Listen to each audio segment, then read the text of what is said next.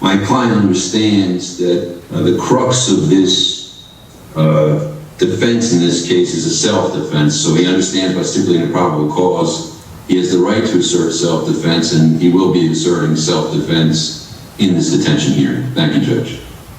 Thank you. So with respect to the new charges of manslaughter, second-degree crime, and endangering an injured victim, a third-degree crime, the court finds the state has established probable cause for both of these offenses. In this case, on September 18th of this year, Seaside Heights Police Department responded to a call for a report of a fall victim.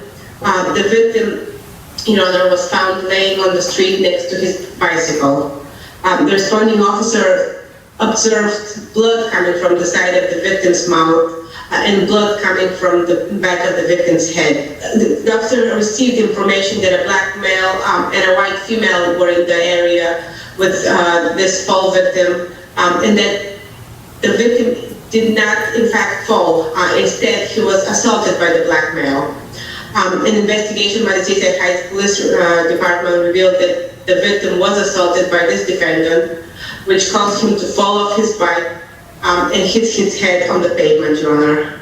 Use of force in self-protection allows an individual to defend himself or others. And that's what my client was doing on that day, Judge.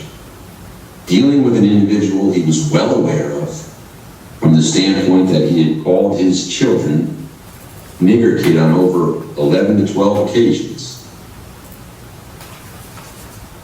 Encountering him on the roadway, he rides his bike right into his wife, then calls him a nigger.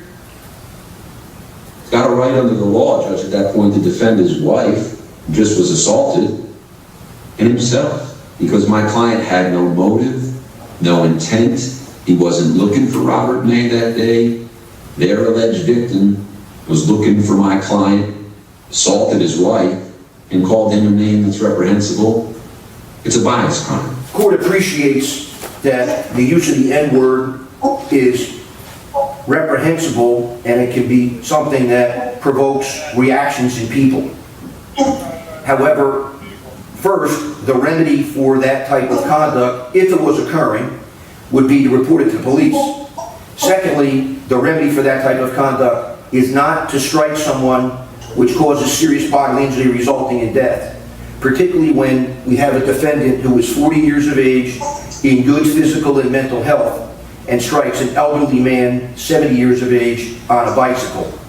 The matter comes before the court on the state's motions to detain Mr. Collins on new charges, as well as revoke his release on prior charges. With respect to the motion to detain, the court finds that the state has established by clear and convincing evidence the grounds to detain for the following reasons. The public safety assessment recommends no release. Defendant scores on the PSA are very high, a 5 on the risk of failure to appear, a 6 on the risk of new criminal activity. There's a red flag for an elevated risk of violence.